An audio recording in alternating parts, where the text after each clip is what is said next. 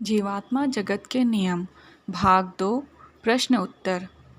प्रश्न: पृथ्वी पर रहने वाले बच्चे किस प्रकार जीवात्मा जगत के संपर्क में रहते हैं?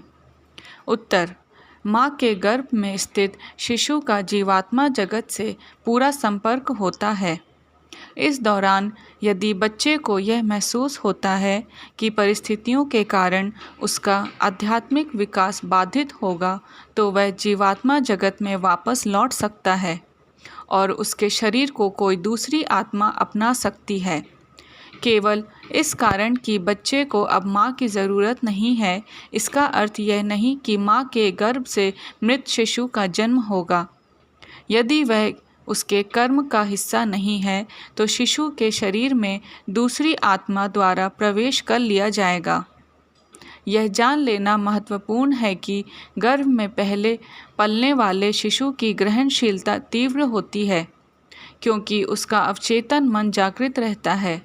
वह शिशु अब भी जीवात्मा जगत के संपर्क में होता है और अपने माता पिता की क्रियाकलापों का विश्लेषण करता है।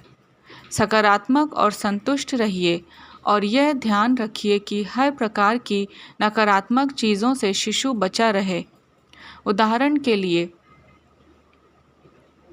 जब माँ दुखी होती है, शिशु द्वारा दुख की नकारात्मक ऊर्जा ग्रहण की जाती है।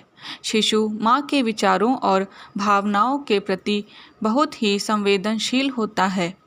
यदि माँ की प्रवृत्ति लगातार नकारात्मक बनी रहे और वह गलत रास्ते पर हो, तो शिशु की भली आत्मा जीवात्मा जगत में वापस लौट जाएगी और निम्नतर आध्यात्मिक स्तर की आत्मा उसका स्थान लेगी।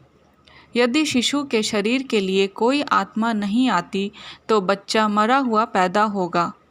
जन्म लेने के बाद बोलना आरंभ होने तक शिशु जीवात्मा जगत के संपर्क में रहता है। इसके बाद शिशु का अवचेतन मन उसके भौतिक मन को जीवात्मा जगत की स्मृतियां रखने की अनुमति नहीं देता। अगला प्रश्न: शिशु के बोलना शुरू करने के बाद क्या उसके जीवात्मा जगत से सारे संपर्क टूट जाते हैं? उत्तर: नहीं, बिल्कुल नहीं। अपनी गहरी स्वप्नहीन निद्रा में आप ऐसे स्थान की यात्रा पर जाते हैं जो पृथ्वी और जीवात्मा जगत के बीच स्थित होती है। आपकी आत्मा आपके शरीर से उठकर दूसरी जीवात्माओं से मिलने ऊपर की ओर बढ़ती है। आपकी नींद में जीवात्मा जगत में रहने वाले आपके प्रियजन आपसे आपके अवचेतन मन के जरिए बात करते हैं और आपका मार्गदर्शन करते हैं। वे लगातार आपके संपर्क में रहते हैं। जब आपकी आत्मा उनसे मिलने ऊपर उठती है, उस वक्त भी वह रुपहली डोरी कही जाने वाली प्रकाश की एक किरण द्वारा भौतिक शरीर से जुड़ी रहती है।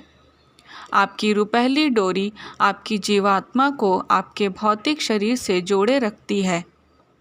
जब आपकी मृत्यु होती है, तब यह संपर्क टूट जाता है। आप अपने प्रियजनों से कुछ मिनटों अथवा कभी-कभी कुछ घंटों के लिए मिल सकते हैं, लेकिन यह आपकी नींद पर निर्भर करता है, जो गहरी और स्वप्नहीन होनी चाहिए। मिलने वालों के बीच प्रेम पारस्परिक होना चाहिए, एक तरफा नहीं। विश्वास रखिए, यदि जीवात्मा जगत में आपके प्रियजन हैं, तो आप उनसे नियमित रूप से अवश्य मिलते हैं। ये प्रियजन केवल इसी जन्म में बिछड़ी हुई आत्माएं नहीं हैं, बल्कि इनमें वे लोग भी हो सकते हैं जो पिछले जन्म में आपके बहुत करीब रहे हों और जीवात्मा जगत से आपकी सहायता करने की कोशिश कर रहे हों। रुपहली डोरी अनेक प्रकाश किरणों से मिलकर बनी होती है, जो एक साथ मिलकर एक लंबी किरण बनाती हैं। रुपहली डोरी शरीर पर सिर के ऊपरी भाग से जुड़ी होती है, ताकि आत्मा सिर के कोमल हिस्से से होकर अंदर या बाहर आ जा सके। बच्चों में हमेशा सिर पर एक मुलायम स्थान होता है, जहां रुपहली डोरी जुड़ी होती है। नींद में अक्सर ऐसा होता है कि आप एक झटके के साथ अचानक जगते हैं आपके सीने में धक सा होता है और आपको महसूस होता है कि आप गिर रहे थे और अभी अभी ज़मीन पर उतरे हैं। यह तब होता है जब आत्मा अपने प्रियजनों को प्राकृतिक तौर पर मिल कर आने के बाद अपने भौतिक शरीर में लौटती है। रुपहली डोरी टूट जाने पर व्यक्ति की मृत्यु हो जाती है। जीवात्मा जगत में आपके फरिश्ते आपकी रुपहली डोरी को भरपूर तेज सफ़ेद रोशनी के द्वारा सुरक्षित रखते हैं, जिससे एक सुरक्षाकारी प्रभामंडल का निर्माण होता है ताकि कोई नकारात्मक तत्व इस तक ना पहुंच पाए। जब आप ध्यान की अस्वाभाविक विधियों और सूक्ष्म शरीरी अवकाशी यात्रा अर्थात जब आप अपने शरीर को अपनी मर्जी से छोड़ते हैं का अनुसरण करते हैं, तो आप अपनी जिंदगी को खतरे में डाल देते हैं, क्योंकि आपकी रुपहली डोरी खतरे में पड़ती है और नकारात्मक आत्माएं रुपहली डोरी को काटकर आपको अपने शरीर में दोबारा प्रवेश करने से रोक सकती हैं। अवकाशी यात्रा तब होती है जब मनुष्य अप्राकृतिक रूप से और मानसिक सजगता के साथ शरीर छोड़ता है। इसमें एक जोखिम होता है, क्योंकि यदि रुपहली डोरी टूट जाए तो समय से पहले और पृथ्वी पर अपना जीवन कार्य पूरा करने से पहले ही मनुष्य की मृत्यु हो जाती है। अगला प्रश्न, क्या पृथ्वी पर प्रत्येक मनुष्य के जीवित रहने का समय निर्धारित होता है?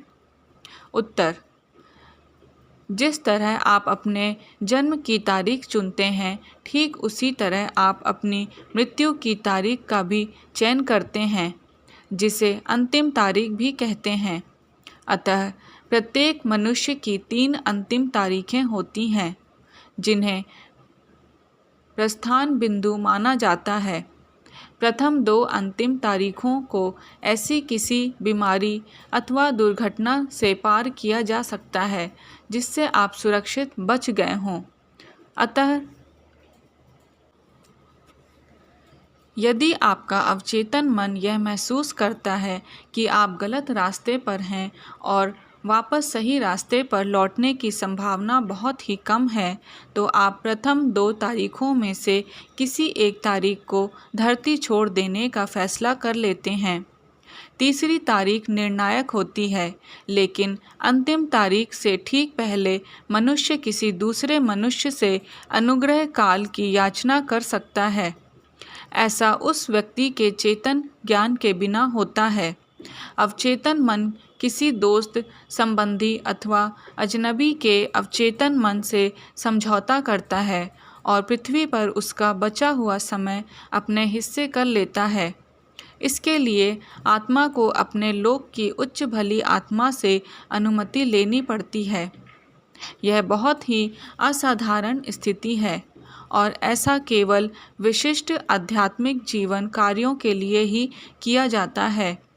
बहुत साल पहले ऐसा हमारे ही परिवार में हुआ था जब हम जीवित थे।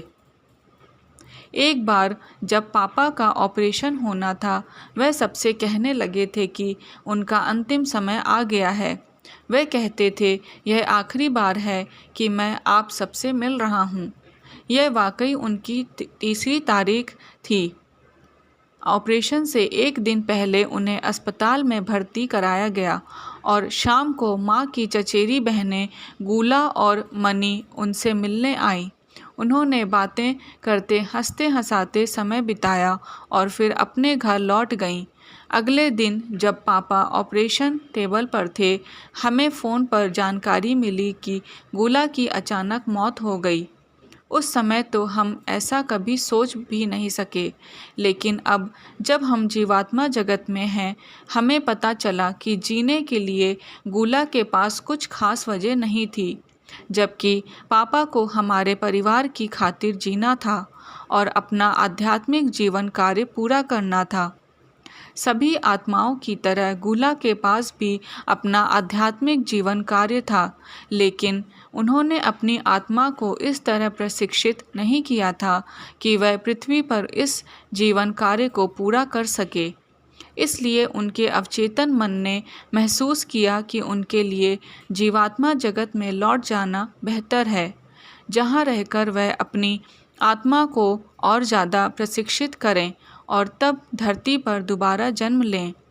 उन्होंने महसूस किया कि जीवात्मा जगत में रहकर वह बेहतर रूप से कार्य कर पाएंगी। उनके और पापा के अवचेतन मन के बीच समझौता हुआ और पापा के अवचेतन मन ने गुला के पृथ्वी पर बाकी बचे दिन मांग लिए।